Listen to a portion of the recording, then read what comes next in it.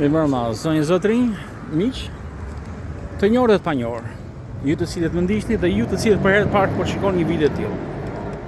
Unë jam Altin Plasa dhe në kanalin tim në YouTube jam një zë. Gjithmonë kam shprehur mendimin tim pavarur si i djathtë që jam. Nuk ka rëndësi domethënë në cilën nga cila anë vjen apo prejardhi, le të themi familjare, profesionale gjithashtu. Por nga ana politike duhet ta dini shok që unë jam një i djathtë. Jam republikan në Amerikë, ndërsa në Shqipëri jam i papërfaqësuar. Edhe këtu i djathtë jam. Do dohet të thojë që jam republikan, por me atë çfarë ka bërë deri tani fat mirë me diu me shok, është se e kanë eliminuar komplet artificialisht, qëllimisht këtë parti për t'u lënë domethënë menaxhimin duke qenë se është bërë ajo drejt marrëveshjen 95-ën. Koalicionin me PD-n me Sali Berishën. Tani miq, ajo shikon në cilën njerëzit, siç kishin për të bashkuar për në protestë. Personalisht Altin duhet të bëj një pyetje të gjithë këtyre njerëzve. Ore, shpjegoni pak Altinit ose të paktën publikut ose vetë tuaj që jeni të qartë. Çfarë orientimi politik jeni? A jeni ju të majt apo të djathtë? Për ata të cilët thonë të majt, më linit ju sjarë diçka. Zonjë zotrinj, nuk ju njoh, as në karakter, por do t'ju them këtë. Nëse jeni të majt,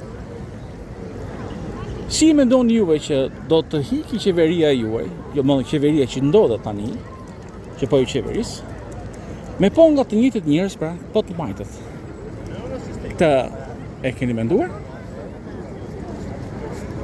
Atëherë, në qoftë se ju vazhdoni të bëni një punë si të majtë për të hequr të majtën, atëherë dikush juve po ju shtyn për të hequr Edi Ramën që të tjerë të majtë të vihen në vendin e tij. Deri këtu jemi në rregull? Nëse pra kemi totalisht një të majtë që rrezon të majtën, a ndodh kjo? Dhe po të ndodhi, çfarë do të kemi? Totalitarizmi pra, ka filluar të vazhdon nga dorë në dorë. Pjesa tjetër është ju të djathtën që nëse e konsideroni të djathtë.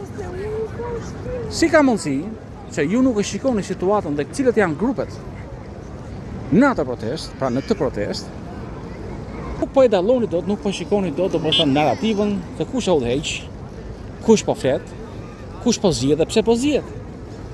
Pse kaq domethënë shumë përçarje? Dhe pse pa ka shumë domethënë protagonizëm për ta marrë protestën, për ta quajtur detyrën. Por duhet t'ju them diçka, që kushdo që paguhet, kushdo që është emëruar për një gjë tjetër, apo le të themi i është garantuar apo premtuar një vend në qeverisje apo në administratën e ashme apo në administratën lokale tash në 2027-ën, janë ata të cilët do të kërcejnë domethënë po vazhdojnë ta bëjnë këtë punë brenda kësaj proteste, duke dalë kësaj proteste në krye. E me Skanderbeg. Këtu po të vinë lloj-lloj. Ti ke pa të gjithë. I ke pa edhe ata që rrëzun sistemin, bustin, studentët, policët, ushtarët. I ke pa edhe këta tjerët që e kanë njollosur Shqipërinë, e kanë vjedhur popullin e Shqipërinë, e kanë shitur Shqipërinë, çfarë është lart mbi tokë, nën tokë.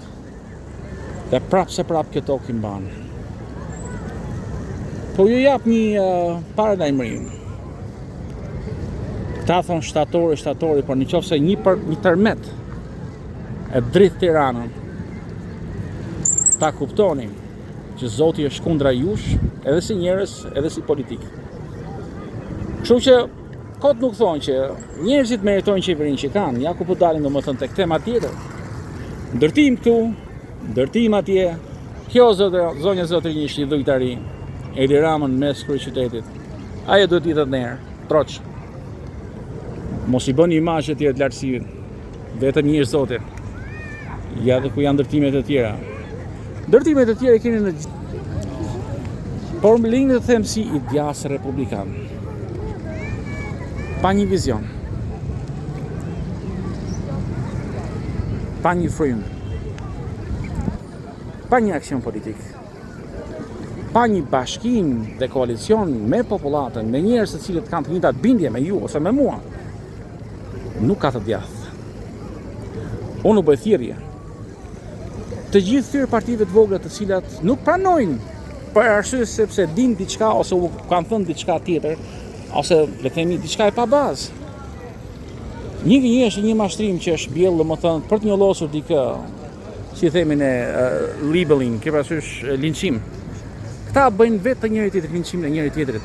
Dhe kjo është përçarje brenda të djathtës. Ja çfarë mungon pra? Kësaj opozite. Bashkimi i grupeve si Lëvizja Dheu, mundësia të përndjekur të burgosurit politik dhe gjithë të tjerët. Po ç'po më jep? Zonja Zotrinj, flamuj nga do. Po sa patrioti ti më? Që ishe të tëra. Faleminderit shumë. Flamurin e kemi në zemër. Mundohet i shkreti, edhe të nxjerrë bukë në gojës, por në kurrë patriotizëm aq esin flamur, për të paraqitur ata të cilët shesin e blejnë kombin, ti paraqiten si patriot. Ky është mashtrimi shqiptarëve. Ja kush është mbrapa?